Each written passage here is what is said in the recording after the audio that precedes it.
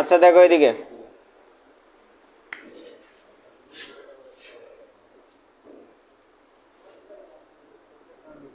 বৃত্তের বহিস্থ কোন বিন্দু থেকে, বহিস্থ কোন বিন্দু থেকে, বহিস্থ কোন বিন্দু থেকে বৃত্তে দুইটি স্পর্শক টানলে ওই স্পর্শক দ্বয়ের দূরত্ব পরস্পর সমান। ঠিক আছে, তাহলে দুইটি স্পর্শক টানলে, দুইটি স্পর্শক টানলে ওই বিন্দু থেকে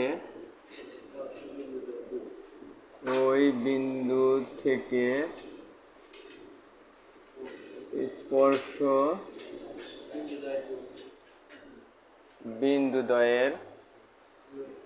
বিন্দুদ্বয়ের দূরত্ব সমান। ঠিক আছে, প্রশ্নটা একটু বিদঘুরে টাইপের, মানে বড়, কিন্তু সমস্যা নাই।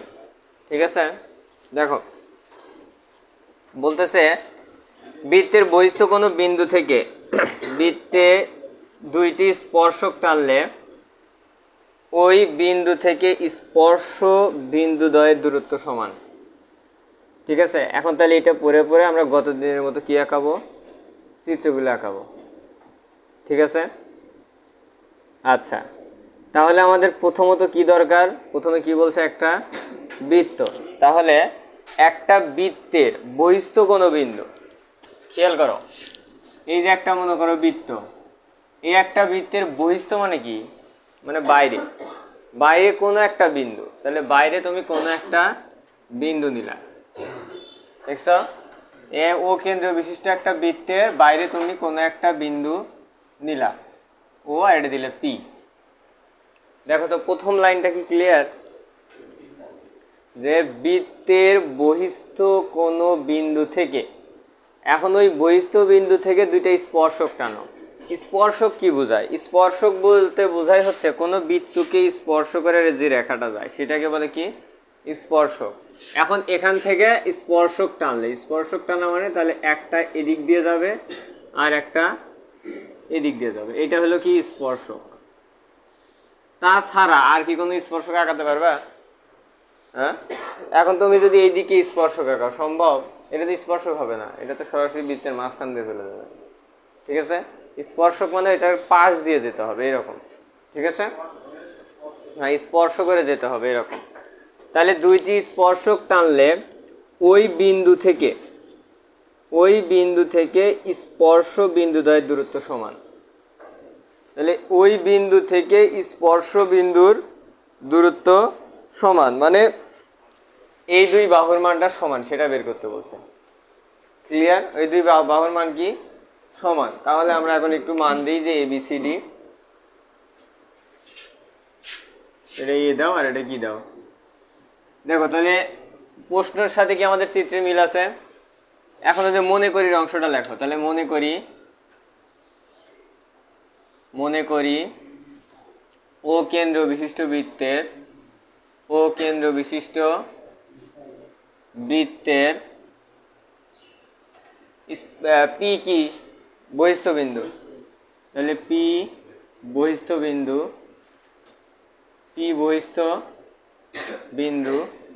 পি কি তাহলে বহিস্থ বিন্দু। আচ্ছা, এখন পি থেকে দুইটি স্পর্শক, তাহলে পি থেকে দুটি স্পর্শক পি এ ও পিবি, তাই না? এখন প্রমাণ করতে হবে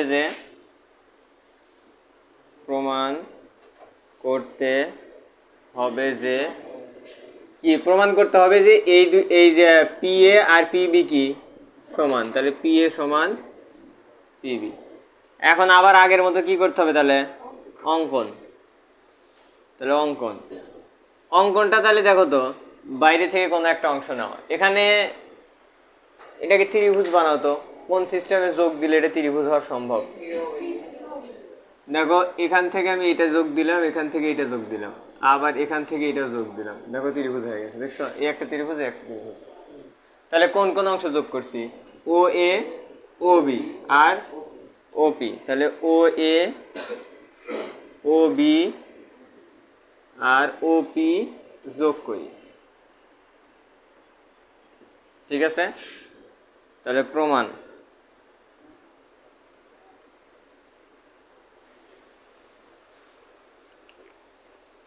না এতটুকু একটু তুলে নাও, আমরা তারপরে প্রমাণে যাই।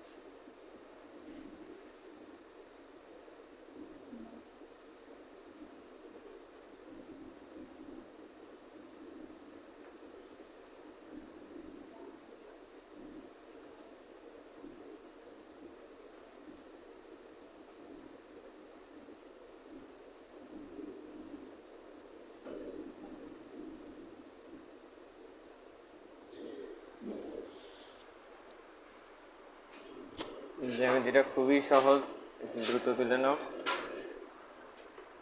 প্রমাণ আমাদের করতে সামান্য একটু টাইম লাগবে।